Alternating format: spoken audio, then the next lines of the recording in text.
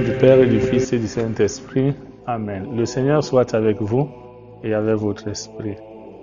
Nous célébrons aujourd'hui le deuxième dimanche du temps de carême de l'année B. La liturgie de la parole nous propose 3 textes et un psaume.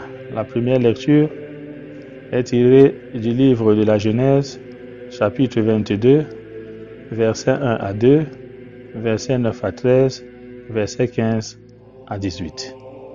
Le psaume est le psaume 115. Je marcherai en présence du Seigneur sur la terre des vivants. La deuxième lecture est un extrait de la lettre de Saint Paul apôtre aux Romains, chapitre 8, versets 31b à 34. L'évangile est celui de notre Seigneur Jésus-Christ selon saint Marc, chapitre 9, versets 2 à 10.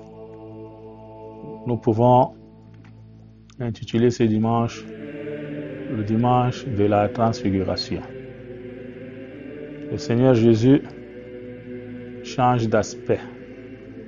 Il prend avec lui Pierre, Jean et Jacques et il les amène à l'écart sur une haute montagne, comme le souligne l'évangéliste, et là il fut transfiguré.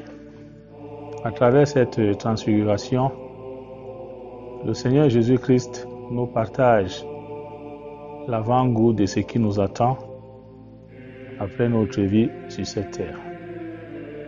Dieu ne nous a pas créés à son image pour que nous connaissions la mort, mais il nous a créés à son image, il nous a envoyés sur cette terre pour que nous le connaissions, l'aimions, le servions pour entrer un jour dans sa gloire.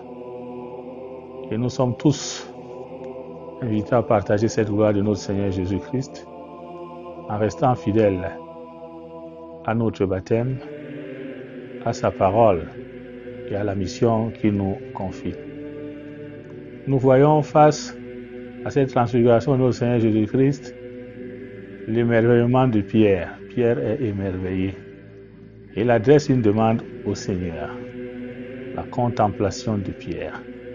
Seigneur, est-ce qu'il n'est pas possible de dresser ici 3 tentes?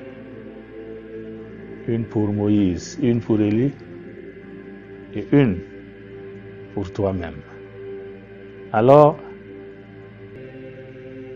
Pierre, on pourrait dire que Pierre, en demandant au Seigneur de dresser 3 tentes, il sait bien que le Seigneur leur donnera cette grâce d'entrer dans la tente qu'il dressera lui-même. Mais le Seigneur fait comprendre à Pierre que le temps de dresser la tente n'est pas encore arrivé. Et il ne sera plus question de dresser 3 tentes, mais une seule tente qui sera dressée par la mort et la résurrection de notre Seigneur Jésus-Christ. N'oublions pas que quand Élie apparaît, ainsi que Moïse à côté de Jésus, Moïse représente la loi, Élie représente la prophétie. Or, Jésus, lui, il est la loi et la prophétie et il les accomplit. C'est la raison pour laquelle ils vont disparaître face à Jésus. Donc, Jésus, étant la loi et la prophétie, il vient accomplir ce que la loi a annoncé, ce que les prophètes ont prêché.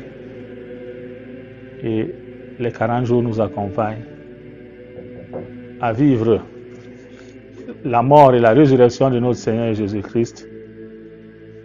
Et c'est par sa mort et sa résurrection, il dressera une tente et chacun de nous aura une place dans cette tente. Demandons au Seigneur la grâce de ne pas manquer à ce rendez-vous d'amour qu'il propose à ceux qui l'aiment. Ainsi, chaque fois que nous serons en face d'une situation, en nous tournant vers le Seigneur, il nous donnera les moyens. Et c'est ce qu'il accomplit à travers la vie d'Abraham quand il lui demande de sacrifier son fils Isaac. Il prend l'initiative de mettre à côté un bélier pour remplacer Isaac, protéger la vie humaine. Soyons les ambassadeurs de cette vie. Et en sachant qu'en protégeant cette vie, nous tous, nous serons transfigurés pour entrer dans le royaume de Dieu.